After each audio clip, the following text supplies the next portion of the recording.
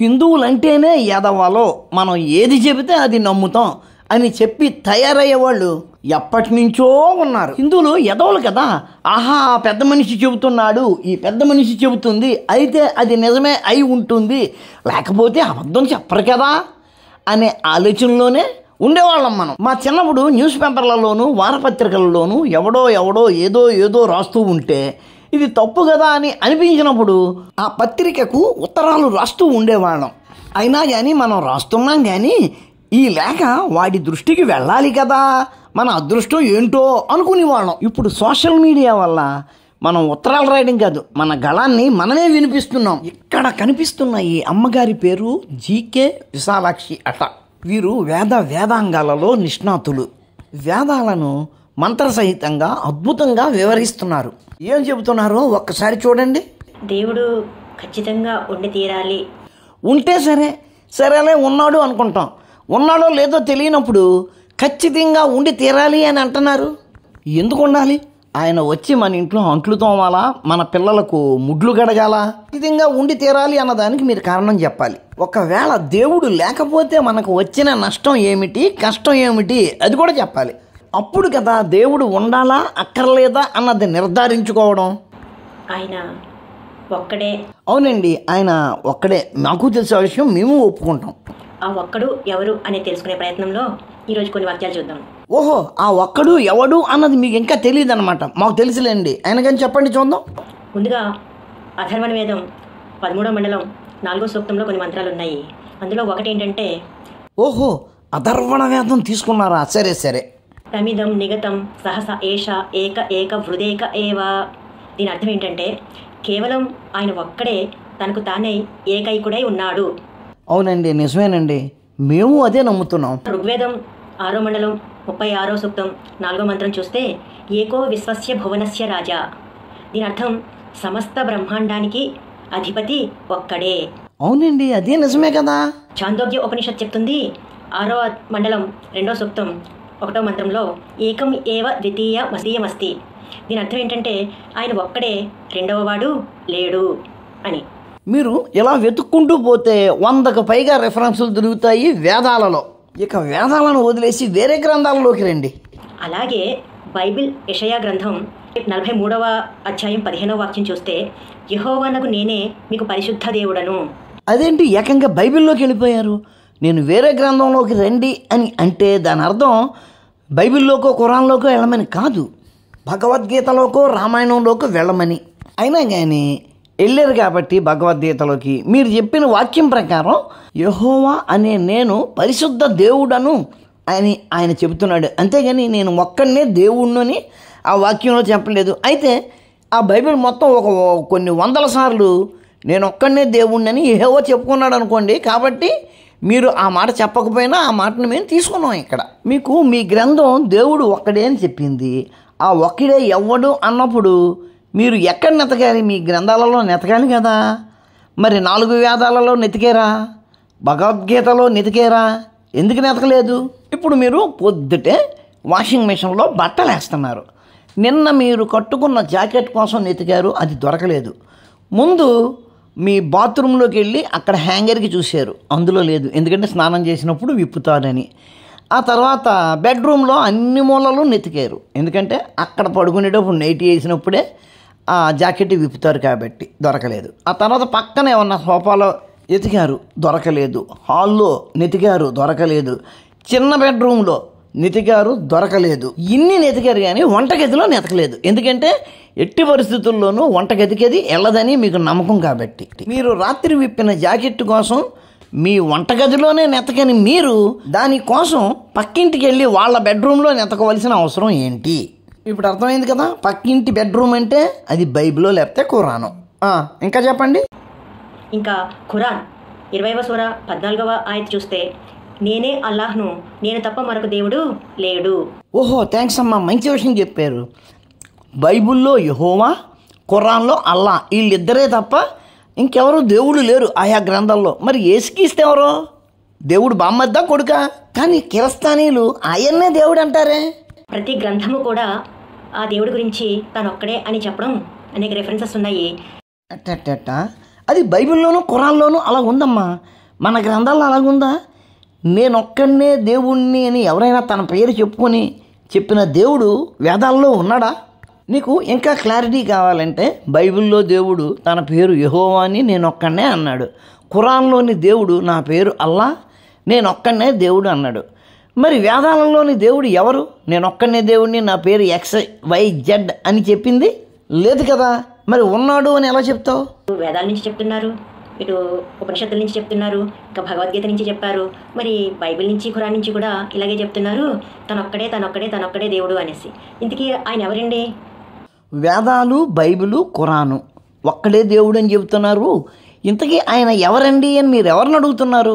ఒక క్రిస్టియన్ అడిగితే నిద్దట్లో లేపినా సరే యేసుక్రీస్తు అంటాడు, లేకపోతే యెహోవా అంటాడు. ముస్లింని గనక అడిగితే అల్లా అంటాడు. అలా అడిగినందుకు నరుకుతాడు కూడాను. అల్లాయే దేవుడని మేము మైకులో రోజుకి 5 సార్లు అడుగుతున్నాం, మళ్ళా వచ్చి దేవుడు ఎవరు అని మమ్మల్ని అడుగుతావా అని నరుకుతాడు. మరి మీరు ఎవరిని అడుగుతున్నారు? మీరు అలా అడుగుతుంటే నోరు ఎళ్ళబెట్టి చప్పట్లు కొడతారు చూడండి. ఎందుకు? ఆడు ఒక్కడనే అడుగుతున్నారు, అంతేనా? ఇంకా చెప్పండి చూద్దాం. వేదాల్లో చెప్పిన సర్వేశ్వరుడా, భగవద్గీతలో చెప్పిన అక్షర పరబ్రహ్మ, బైబిల్లో చెప్పిన యెహోవానా, ఖురాన్లో చెప్పిన అల్లాహ్నా? అమ్మా నమస్కారం అమ్మా. బైబిల్లో దేవుడి పేరు యెహోవా అని చెప్పారు, ఖురాన్లో దేవుడి పేరు అల్లా అని చెప్పారు. వేదాలలోని దేవుళ్ళ పేర్లు, భగవద్గీతలోని దేవుడి పేరు చెప్పకుండా సర్వేశ్వరుడు, అక్షర పరబ్రహ్మ స్వరూపం అంటూ ఆ పేర్లు ఎందుకు చెప్తున్నారు? వేదాలలో కొంతమంది దేవుళ్ళు ఉన్నారు. ఎవరు? ఇంద్రుడు, వరుణుడు, అగ్ని, మిత్రుడు, సోముడు. వేదాలలో ఇంతమంది దేవుళ్ళు ఉండగా ఒక్కరి పేరు కూడా చెప్పకుండా సర్వేశ్వరుడు అన్న మాట ఎందుకు వాడారు? భగవద్గీత నుంచి అయితే మరీ దారుణం. శ్రీకృష్ణులు వారే అందులో దేవుడు, ఆయనే భగవద్గీత చెప్పాడు అని ఎక్కడో నేనే అక్షర పరబ్రహ్మ స్వరూపాన్ని అని చెప్పుకొని ఉండొచ్చు. అంత మాత్రాన ఆ మాట ఎందుకు చెప్తారు ఆయన పేరు చెప్పకుండా? కానీ బైబిల్లోంచి ఖురాన్లోంచి మాత్రం అక్కడ దేవుళ్ళ పేర్లు చెబుతారా? దీన్నే కదా దొంగ నాటకం అనేది. ఎవరు అని అంటే వీరందరూ కూడా ఒకరే. ఎవడి పేరాడుకుంటే అందరూ ఒక్కడే ఎలా అవుతారు? యేసయ్యా అని పిలిస్తే అల్లా పలకడు, అల్లా అని పిలిస్తే యేసయ్య పలకడు, వాళ్ళిద్దరు పేర్లు పెట్టి పిలిచిన యెహోవా పలకడు. అఫ్కోర్స్ ఏ పేరు పెట్టి పిలిచినా పలకడానికి వేదాలలోనూ భగవద్గీతలోనూ ఎదిపప్ప దేవుళ్ళు ఉన్నారు కదా, వాళ్ళు పలుకుతారంటారా? భాషలు వేరు తప్ప ఈ గ్రంథాలన్నీ ప్రకటించింది ఒకే ఒక దేవుడి గురించి. ఎట్టట ఈ గ్రంథాలన్నీ ప్రకటించింది ఒకే ఒక్క దేవుడి గురించా? అంటే మీరు ఆ గ్రంథాలన్నీ చదివేశారా? ఎలా అంటే A=X, B=X, C=X. దీని అర్థం ఏంటంటే A=B=C అని. అమృతపాణి అంటే అటుపండు, చక్కెరగీలి అంటే అటుపండు, కర్పూరం అంటే అటుపండు, నాందేడ్ అన్నా సరే అటుపండే. కానీ కర్పూరం అంటే అది చక్కెరగేళి కాదు, అమృతపాణి అంటే అది నాందేడ్ కాదు. నాందేడే, కర్పూరం కర్పూరమే. మీరు చెప్పింది కరెక్టే, నేను చెప్పింది కరెక్టే. ముందుకెళ్ళండి. అంటే అక్కడ చెప్పబడిన అక్షర పరబ్రహ్మ అయినా, సర్వేశ్వరుడు అయినా, మరి యెహోవా అయినా, అల్లాహ్ అయినా, వీరందరూ కూడా ఒకే ఒక దైవాన్ని సూచిస్తున్న అనేక పేర్లు. అంటే భాషలు వేరు అంతే తప్ప ఈ భాషలన్నీ చెప్తున్న దేవుడు ఒక్కడే. అంటే మేము భగవద్గీతలోనూ వేదాల్లోనూ చూస్తున్న దేవుడు అట్లాగే బైబిల్లోనూ ఖురాన్లోనూ ఉన్న దేవుడు ఒక్కడే అంటారా? ఎలా అవుతుందండి? సపోజ్ ఒక రాజుగారితోటి బైబిల్లోని యెహోవా దేవుడు ఒక మాట అంటాడు, నువ్వు ఆడిపెళ్ళాన్ని ఎందుకు గోకేవురా, నువ్వు నన్ను అడిగితే నీకు ఇంకా అమ్మాయిల్ని సప్లై చేద్దును కదా అని. మరి వేదాలలోని ఏ దేవుడైనా ఎవరికైనా అమ్మాయిలను సప్లై చేస్తాను అన్నాడా? ఉంటే చూపించండి, అప్పుడు మేము ఒప్పుకుంటాం, రైట్ ఆయన ఒక్కడే అని. అలాగే ఖురాన్లోని దేవుడు తనను దేవుడు కాదు అన్నవాడిని కాఫీర్ అని, కాఫీర్ అన్నవాడిని వాడు మీకు ఎదురైన దగ్గరే నరికివేయండి అన్నాడు. మరి ఆ భగవద్గీతలోని శ్రీకృష్ణుడు కానీ వేదాలలోని దేవుళ్ళు కానీ ఎవరైనా ఆ మాట అన్నారా అంటే అది కూడా మాకు వినిపించండి. ఆ ముగ్గురికి ఒకే లక్షణాలు ఉన్నప్పుడు కదా ముగ్గురు ఒక్కటే అని అనగలిగేది. దగ్గరలో ఉన్న ఒక ముస్లిం ఫ్రెండ్ ఏమందంటే వాళ్ళ అమ్మాయితో పెట్టి ఆంటీకో పానీదో అని. ఆమె తీసుకొచ్చి పానీ ఇదిగోండి ఆంటీ అని ఇచ్చింది. నేను అబ్బాయి నాకు దాహం వేస్తుంది, నీరు కావాలి తప్ప నువ్వు పానీ ఇస్తే నేను తాగను అని అన్నాను అనుకోండి. ఏంటి తాగేశారా ఏంటి? కొంప మునిగిపోయిందండి. వాళ్ళు కొండ నిండా నీళ్లు పట్టిన వెంటనే దానిని హలాల్ చేస్తారు. హలాల్ చేయడము అంటే మీకు తెలుసు కదా, హలాల్ చేసే ప్రక్రియలో భాగంగా అందులో ఉమ్మి వేస్తారు.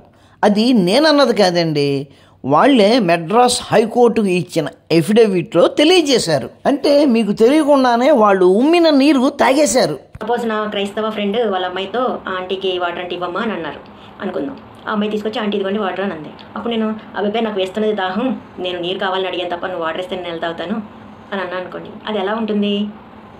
ఇది నా అమాయకత్వాన్ని తెలియజేస్తుంది. అవునండి, నిజంగానే మీరు అమాయకులే. ఆ విషయం మీరే తెలియజేసుకుంటున్నారు. ఆ అమ్మాయి ఇచ్చిన నీళ్లు, అదే వాటరు, మీరు గటగటా తాగేశారు. మరి ఆ అమ్మాయి మీ ఇంటికి వచ్చినప్పుడు మీ బిందెలో నీళ్లు ఆమెకి ఇస్తే తాగుతారా? పొద్దుటే పొరపాటున దేవుడికి నైవేద్యం పెట్టినప్పుడు తులసి దళం ఆ బిందెలో వేశారు కదా, ఆ తులసి దళం పొరపాటున ఆమె గ్లాసులోకి వెడితే ఆమె తాగుతుందా? తాగదు.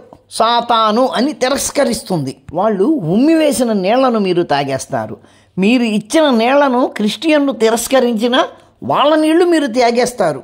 వాళ్ళు తెలివిగా వాళ్ళ గ్రంథాలు చెప్పినట్టు ప్రవర్తించారు, మీరేమో అతి తెలివిగా మీకు నచ్చినట్లు ప్రవర్తించి మళ్ళా నేను తెలివి తక్కువ దాన్ని అని వాళ్ళు అనుకుంటారు అని అంటున్నారు. ఇటువంటి కథలు ఎవరికి చెబుతారండి? ఎందుకు చెబుతారు?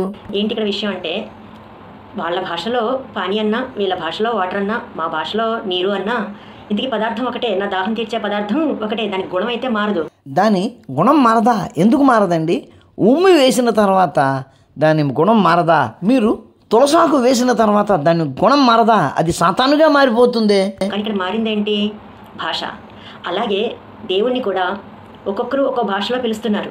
హెబ్రూ భాషలో యెహోవా అంటున్నారు, అరబిక్లో అల్లాహ్ అంటున్నారు, సంస్కృతంలో సర్వేశ్వరుడు లేదా అక్షర పరబ్రహ్మ, ఓం, తత్, సత్, ఇలా అనేక పేర్లతో పిలుస్తున్నారు తప్ప ఆ దేవుడు ఒక్కడే. ఎందుకు ఒక్కడే అవుతాడు? ముస్లింలు పూజించే దేవుడు, పండిట్లు పూజించే దేవుడు ఒక్కడే అయితే పండిట్లు ఎందుకు ఊచకోత కోయబడ్డారు? పండిట్లు ఎందుకు లోయ నుంచి బయటికి గెంటి వేయబడ్డారు? ఒక్కడే ఆట, ఒక్కడే. కాకెమ్మ కథలు హిందువులకు మాత్రమే చెప్పగలరు మీరు. కాబట్టి క్రైస్తవ సోదరులు యెహోవా అని పిలుస్తున్నారు అంటే మన ముస్లింలైనా మనమైనా ఏమనుకోవాలంటే వీరు పిలుస్తున్నది మన దేవుణ్ణే అని అర్థం చేసుకోవాలి. వాళ్ళు యెహోవా అని పిలుస్తున్నది మన దేవుణ్ణే అని అనుకోవాలని మీరు ఎవరెవరికి చెబుతున్నారు?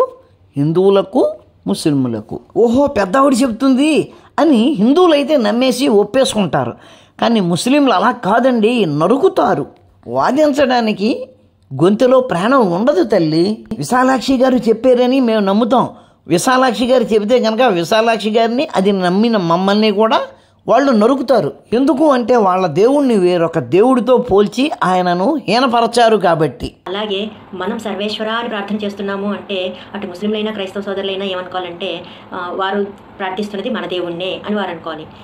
మీరు చెబితే ఎర్రి పువ్వులము కాబట్టి మేము ఒప్పుకుంటాం, వాళ్ళు ఎందుకు ఒప్పుకుంటారు? వాళ్ళు ఎందుకు అలా అంటారు? వాళ్ళు కాఫీరని ఒకళ్ళు, సాతానని ఒకళ్ళు అంటారు. వాళ్ళు వాళ్ళ మత గ్రంథం చెప్పినట్టే వింటారు, కానీ మీరు చెప్పినట్టు ఎందుకు అంటారు?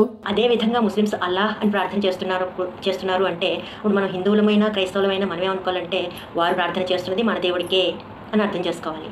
మేమనుకుంటామండి, ఎందుకంటే మాకు సిగ్గు ఎగ్గు ఏమీ లేవు కదండి. మీరు చెప్పండి, మేము వింటాం, మేము అనుకుంటాం. బట్ ఇక్కడ నేను చెప్పదగినది చెప్పాలనుకుంటున్నది ఏంటంటే భాషలు వేరువేరుగా ఉండొచ్చు, ఒక్కో భాషలను ఒక్కో పేరుతో పిలువబడి ఉండొచ్చు, కానీ అందరినీ పుట్టించిన వాడు ఆ ఒక్కడే దేవుడు. అమ్మ, బైబిల్లోని దేవుడు, రామాయణంలోని దేవుడు ఒక్కడే ఎలా అవుతాడమ్మా? రామాయణంలోని దేవుణ్ణి మర్యాద పురుషోత్తం రామా అంటారు. శ్రీరాముడేమో మర్యాద పురుషోత్తముడు. మరి బైబిల్లోని దేవుడు కోపం వచ్చిందని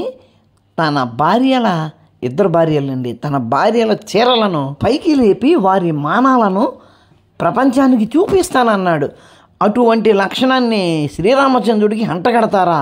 మీకైతే బుర్ర లేదు, కానీ మాకైతే ఉందమ్మా. కాబట్టి మా శ్రీరామచంద్రుడు కానీ మా శ్రీకృష్ణుడు కానీ మీరు చెప్పిన 2 పుస్తకాలలోనూ లేడమ్మా, లేడమ్మా. అమ్మ, ఆల్రెడీ ఒక 80-90 ఏళ్ల నుంచి ఇక్కడ ఒక ఆయన కనపడుతున్నాడు కదా, ఈ మహాత్ముడమ్మా. ఈశ్వర అల్లా తేరోనాం అనుకుంటూ మా రామభజనలో కల్తీ చేసేసి మా మనసులు కలుషితం చేసేసాడు. ఇప్పుడిప్పుడే ఆ కల్మషం నుంచి మేము బయటకు వస్తుంటే మళ్ళీ ఇప్పుడు మీరు వచ్చి ఒకడి భార్యని ఇంకొకటి దగ్గర పడుకోబెడతాను అనే దేవుణ్ణి తీసుకొచ్చి రాముడితో సమానం అని అంటే ఎట్టాగా, ఆడే రాముడు అంటే ఎట్టాగమ్మా? ఈ మహాత్ముడి మాటలు ఆ రోజున నమ్మి మేము చెడిపోయాం, కానీ ఇప్పుడు ఆ పరిస్థితులు లేవమ్మా. అక్కడ ఏమి జరుగుతున్నాయో అన్నీ మేము అర్థం చేసుకోగలమమ్మా. మీకేమైనా అటువంటి ఇంట్రెస్ట్ ఉంటే గనక మీ ప్రసంగాలను ఉర్దూలో చేయండి అమ్మా, వాళ్ళు విని సంతోషిస్తారు. లేకపోతే చర్చీలకి వెళ్ళి అక్కడ మీరు ప్రచారం చేయండి అమ్మా, అప్పుడు వాళ్ళందరూ రాముడి దగ్గరికి వస్తారేమో చూద్దాం. అమ్మా, ఈ వీడియో మీ దృష్టికి వచ్చే ఏర్పాటు చేస్తానమ్మా. ఇక్కడ నేను వేసిన ప్రశ్నలకు జవాబు చెబుతూ మీరు ఒక వీడియోను ఖచ్చితంగా చేస్తారని ఆశిస్తానమ్మా. మిత్రులారా, ఈ దేశంలో మనకు తెలియని ఎన్నో మతాలు ఉన్నాయి. వాళ్ళు మన హిందువులలాగే చక్కగా చీర కట్టుకుంటారు, చక్కగా బొట్టు పెట్టుకుంటారు, నల్లపూసలు, మంగళసూత్రాలు, మెట్టెలు అటువంటివి కూడా పెట్టుకుంటారు. అవన్నీ చూసి వారు హిందువులు అని మనం పొరపాటున అనేసుకుంటూ ఉంటాం. నిజానికి వాళ్ళ మతం వేరు, వాళ్ళైతే హిందువులు కాదు. నిన్ను హిందుత్వం నుంచి దూరం చేయడానికి శతవిధాలా ప్రయత్నిస్తారు. బహుశా ఈ జీకే విశాలక్ష్మి మేడం గారు అటువంటి ఏదో ఒక మతానికి చెందిన వారే ఉండాలి. అలాగే మనకు తెలిసిన వేరొక మతం ఉంది, బాగా పరిచయం ఉన్న మతం, బ్రహ్మకుమారీస్. వాళ్ళు కూడా హిందువులు కాదమ్మా, అది ఒక సెపరేట్ మతం. కాబట్టి మిత్రులారా, ఎదుటి వారు చెప్పే మాటలను లోతుగా విశ్లేషించుకొని వాళ్ళు ఏం చెబుతున్నారో అర్థం చేసుకోండి. లేకపోతే కనుక మన జీవితాలు తొంగలోకి నెట్టివేయబడతాయి. ఉంటాను. నమస్కారం. మతోన్మాదంపై రామబాణం.